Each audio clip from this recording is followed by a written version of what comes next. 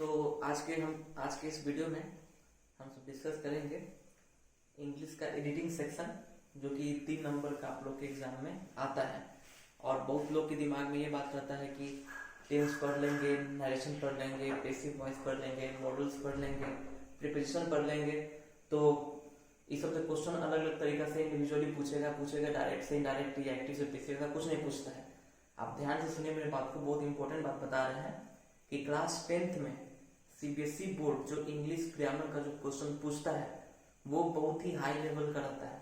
High level करने का मतलब ये हुआ कि क्वेश्चन तो बहुत ही प्योर पूछता है। जैसे एडिटिंग सेक्शन से आपको क्वेश्चन पूछेगा तो ये कभी आपको पता चलेगा ही नहीं कि टेंस से पूछा है कि नरेशन से पूछा है कि मॉडल से पूछा है, क्योंकि वो ग्रामर से बस क्वेश्चन पूछता है। जैसे कि आपको जंबल वर्ड हो गया, जैसे कि आपको गैप फिलिंग हो गया, जैसे एडिटिंग ओमिशन, ये सब बहुत ही फ्रिक्वेंटली आस्क्ड क्वेश्चन है जो कि पूछा जाता है। और ये सब क्वेश्चन कभी भी डायरेक्ट नहीं आते। जैसे कि बिहार बोर्ड में डायरेक्ट आता है ना कि एक्टिव वॉइस दिया उसको पैसिव बनाना है, या डायरेक्ट नरेशन को इनडायरेक्ट में चेंज करना है, या ट्रांसफॉर्मेशन, डिग्री, ये सब चीज हम सब पढ़ते हैं।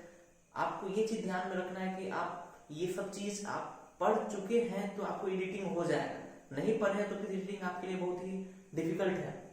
बहुत स्टूडेंट मिल करके बोलते हैं कि एडिटिंग पढ़ा दीजिए। एक्चुअली एडिटिंग कोई टॉपिक है ही नहीं। एडिटिंग, ओमिशन या जंबल वर्ड, रीअरेंजिंग जिसको कहते हैं हम सब, ये कोई टॉपिक नहीं है। आप ग्रामर का जितना टॉपिक जो बुक में आपके प्रिस्क्राइब्ड है वो सभी पढ़ेंगे तो after doing those topics you will be able to solve any editing question और ओमिशन क्वेश्चन। एडिटिंग क्वेश्चन में क्या होता है कि कोई चीज गलत होता है वो आपको क्या होता है फाइंड आउट करना होता है और उसको करेक्ट करना होता है। और ओमिशन में क्या होता है कि कोई वर्ड मिसिंग होता है। जैसे आज मैं कुछ एडिटिंग का क्वेश्चन आप लोग से डिस्कस करूंगा और बहुत अच्छा एक चीज बताने वाला हूं, तो आप लोग ध्यान से देखिए। इस सेंटेंस को देखिए,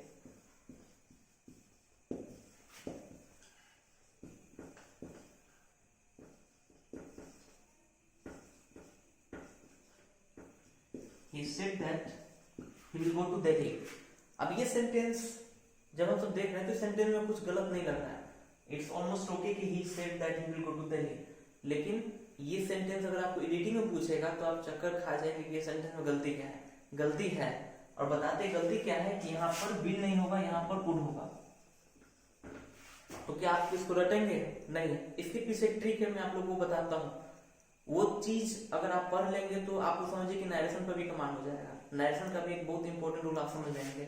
आप समझिए, हम आपको बता रहे हैं कि अगर सब्जेक्ट के बाद पास्ट वर्ब यूज किया गया हो, यानी इसको बोले तो V2 यूज किया गया, तो आगे कुछ भी होगा वो हमेशा पास्ट में ही आएगा। यानी कि आगे आप कैन यूज नहीं कर सकते हैं, आपको कुड यूज करना होगा। विल यूज नहीं यूज करके आपको वुड यूज करना होगा, और मे नहीं यूज करके आपको माइट यूज करना होगा। चलिए एग्जांपल लेते हैं। जैसे एक सेंटेंस है, he told me that he can speak English। Now just look at this sentence. Now this sentence begins with he followed by told। told है और told सबको पता है कि टेल का V2 होता है और V2 मींस पास्ट टेंस। तो ये क्लियर इंडिकेट कर रहा है कि ये V2 ये पास्ट में बोली गई बात है, और सब्जेक्ट के बाद अगर V2 आएगा तो आगे इसके पास्ट क्या आना चाहिए। तो आप देखिए इधर क्या चीज इसको आप पास्ट में कर सकते हैं, दैट ही स्पीक, इसको तो पास्ट नहीं कर सकते। यहाँ पर आपको मॉडल को पास्ट करना याद रखिएगा। जब हेल्पिंग वर्ब होता है तो हेल्पिंग वर्ब के टेंस को चेंज करते हैं, ना कि मेन वर्ब को। बहुत कोई दिमाग लगा देंगे कि स्पीक को स्पोक कर देंगे, तो करना नहीं है। जब हेल्पिंग वर्ब ऑलरेडी दिया हुआ है तो आप हेल्पिंग वर्ब के टेंस को चेंज करेंगे। तो यहाँ पर कैन ना होकर क्या होगा, कुड होगा। अब इसे एक और सेंटेंस लेते हैं एग्जांपल में, जैसे कि he knew that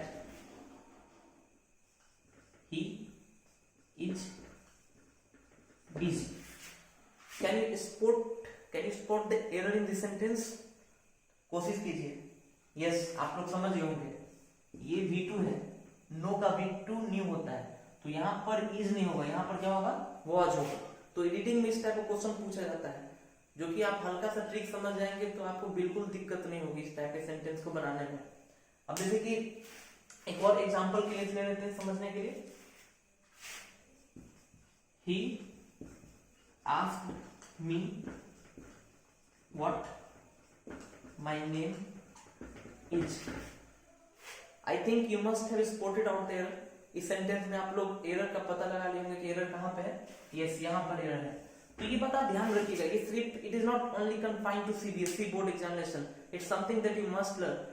क्योंकि जब आप इंग्लिश बोलते हैं और इंग्लिश लिखते हैं तो आपको ये बात ध्यान में रखना होगा कि जब आप कोई भी सेंटेंस बोल रहे हैं, अगर स्टार्टिंग का पार्ट अगर पास्ट में है तो आगे सब कुछ पास्ट में करना होगा, तो आपका सेंटेंस बिल्कुल ओके होगा, कोई भी दिक्कत नहीं होगा। सेंटेंस है कि उसने कहा कि वो बिजी है, तो उसको ऐसे नहीं लिखेंगे he said that he is busy, he said that he was busy, ये ग्रामेटिकली करेक्ट है। स्पोकन में हालांकि अगर sentence current status current situation से रिलेटेड है, यानी कि एकदम अभी प्रेजेंट स्टेटस से रिलेटेड है, तो उसके समय क्या करते हैं कि टेंस को चेंज नहीं करते हैं, यानी कि काफी नियर सेंटेंस हो, लेकिन ये लिखित भाषा में समझ में नहीं आता है। जब बात रिटन की होती है तो आप वही फॉलो करेंगे जो आपको बताया गया है।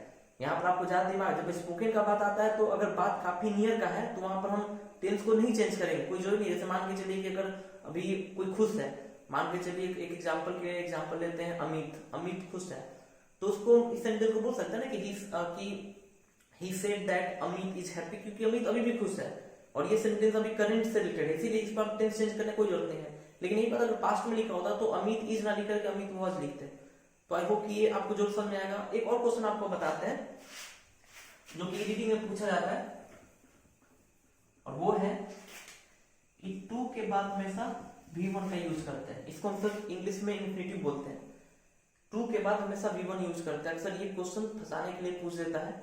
एक चीज मैं आप लोगों को बताना चाहूंगा कि जब आप ग्रामर पर है तो ग्रामर को हार्ड वे में ना ले, उसको एकदम स्मार्ट वे में पढ़ाई करें।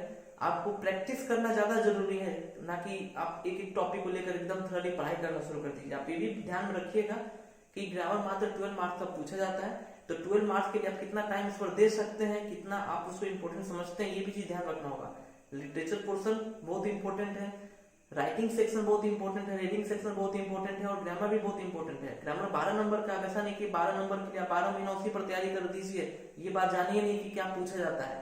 आप सबसे पहले आप ये चेक कर लीजिए कि क्या पूछा जाता है, कितने नंबर का पूछा जाता है। ग्रामर बस 12 नंबर का पूछा जाता है, और 12 नंबर की पढ़ाई के लिए आपको 12 महीना सिर्फ ग्रामर पढ़ने का जरूरत नहीं है, आप उतना ही टाइम दीजिए जितना कि डिजर्व करता है।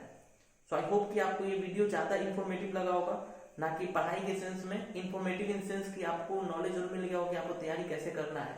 तो आप ध्यान दीजिए, इस सब टॉपिक को आप पढ़िए, लेकिन ये कभी उम्मीद मत कीजिए कि नरेशन में क्वेश्चन डायरेक्ट आपसे पूछता है कि डायरेक्ट से इनडायरेक्ट या एक्टिव से पैसिव, ऐसा कुछ क्वेश्चन नहीं पूछता है। जो क्वेश्चन पूछेगा 3 तरीका से पूछेगा, 4 तरीका से पूछेगा, जो आपको बताया है, एडिटिंग, ओमिशन, गैप फिलिंग या रीअरेंजमेंट। रीअरेंजमेंट अक्सर पूछता है और ये किसी से जल्दी बनता ही नहीं है, क्यों? क्योंकि लोग प्रैक्टिस तो किया ही नहीं रहता है। तो हम आपको बताते हैं सबसे अच्छा तरीका कि आप एडिटिंग का सेट हर दिन एक कीजिए, हर दिन एक कीजिए, आपको बहुत ही से बेनिफिट मिलेगा। और अभी आने वाले टाइम में हम आपको और भी ऐसे वीडियो बनाएंगे जो कि टेंस पढ़ाएंगे, सब कुछ पढ़ाएंगे, लेकिन उसमें आपको मेनली एडिटिंग क्वेश्चन कैसे पूछा जाता है वो सब आपको बताएंगे। ठीक है, तो अब आज के लिए इतना रख देते हैं।